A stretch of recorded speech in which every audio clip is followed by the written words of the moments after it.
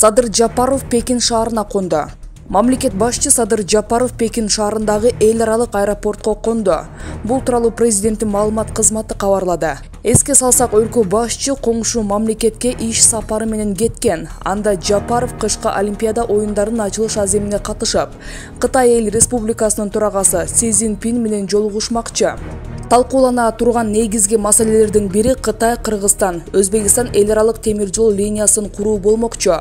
Соода-экономикалык кызматташуунун алкагында Кыргыз тарап Эркештам жана Торгат өткөрүү бекеттеринен өткөрүү мүмкүнчүлүгүн кеңейтүү, өлкөлөр ортосундагы аба каттамдарын жандантуу маселелерин көтөрөт.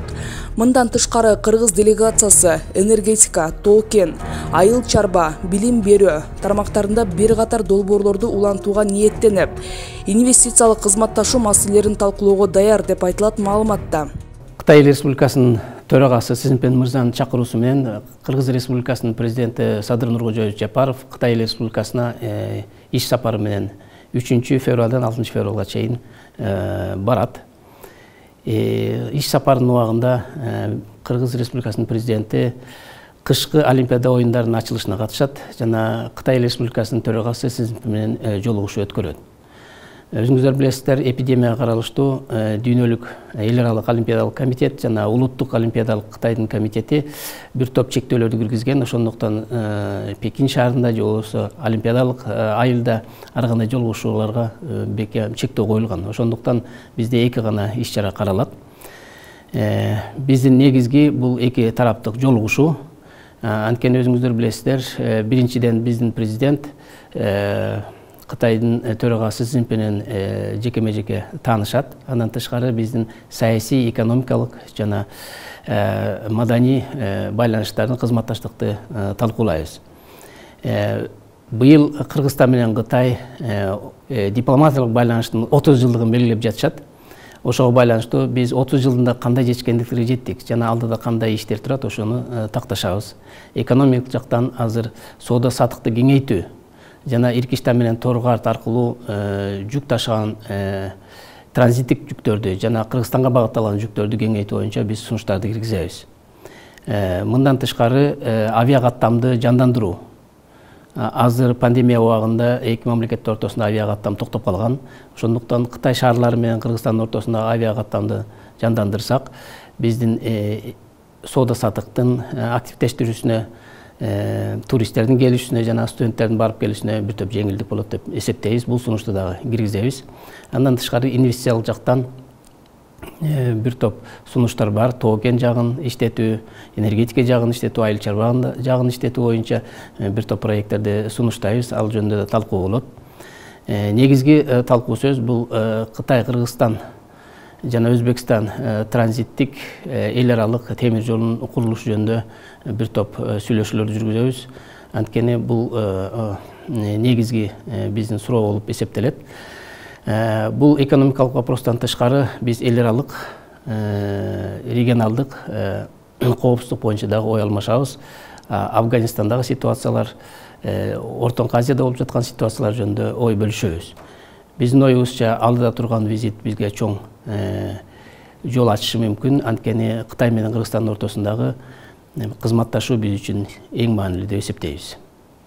Медербек Саидов күйүүчү майдын кымбаттоосу токтобосо социалдык жарылууга алып келиши мүмкүн. Учурда элди кыжырланткан жагдайлардын бири күйүүчү майдын баасы болуп жатат. Дагы көтөрүлөрүн маалымат жыйын өткөрүп, Кыргыз нефтетрейдерлер ассоциациясынын президенти Канат Ишатов билдирди. Мунун акыры кайда алып барат? Кандай жолдорду издесе болчудай? Бензин жана унаа газдын баасы жок дегенде бир жылда 50%га өстү. Дагы деле өсүү темпи уланып жатат. Бирок бийлик тараптан болгону дүйнө жүзүндө нефтинин баасы көтөрүлдү. Ошондуктан бизде дагы өсүп жатат деген актануудан башка сөз айта албай жатат. Албетте бензиндин 80% Россиядан ташылып келинет экен. Унаа газы болсо Казакстандан жана Россиядан алынууда. Менин оюмча Россияга болгон санкциялардын кесепети бизге дагы тийип жатканы талашсыз. Ошондуктан орустар бюджетти бизге окшогон өлкөлөргө бензиндин баасын кымбат сатып, компенсация кылып жаткандай. Бирок биз бир гана Россияга байланбай альтернативдүү жолун дагы карап көрүшүбүз керек окшойт. Мисалы Түркмөнстандан же Азербайжандан,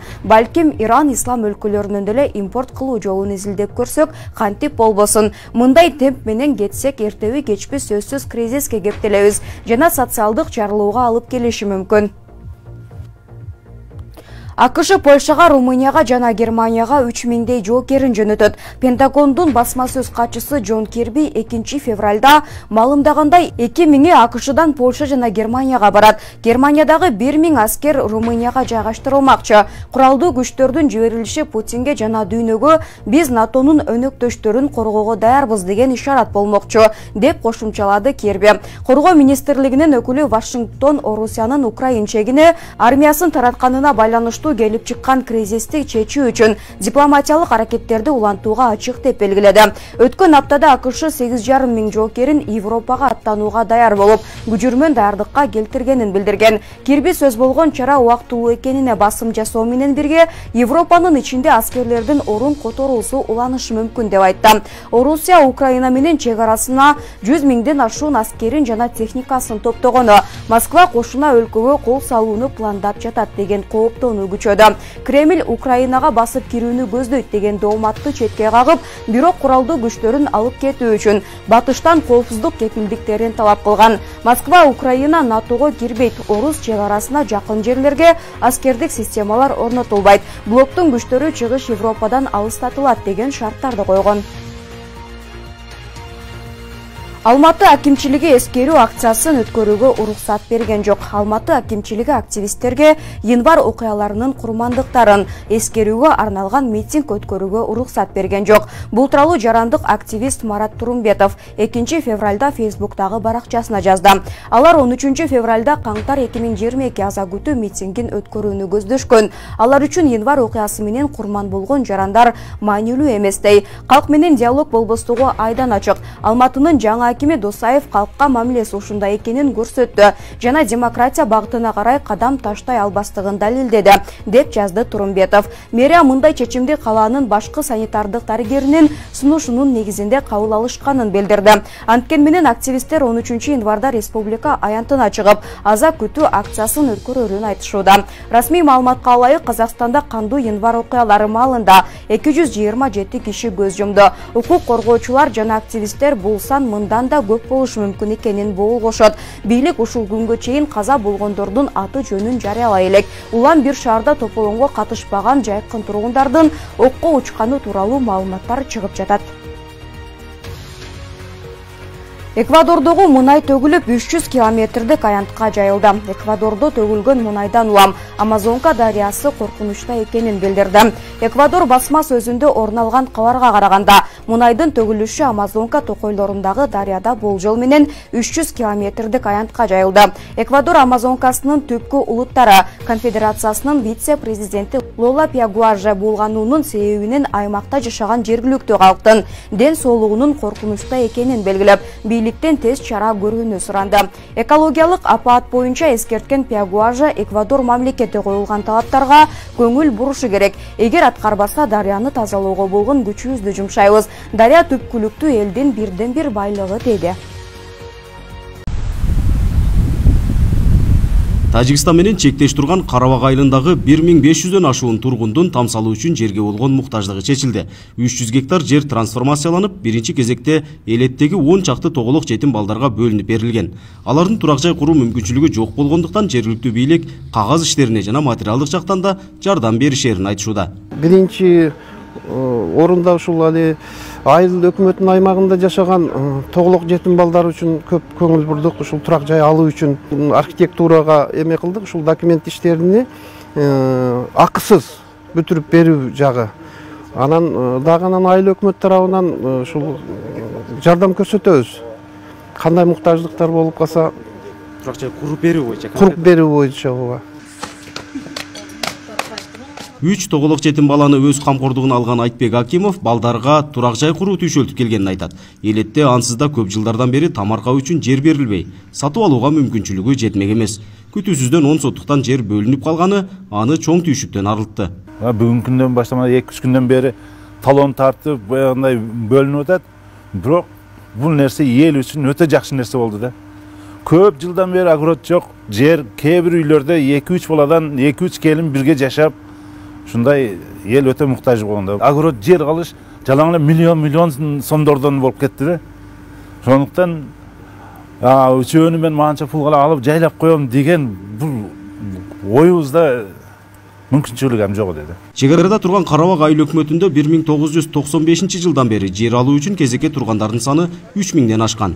Турак жай куруу үчүн жердин жоктугунан 3-4 бала үй бүлөсү менен ата энесинин колунда жашоого аргасыз.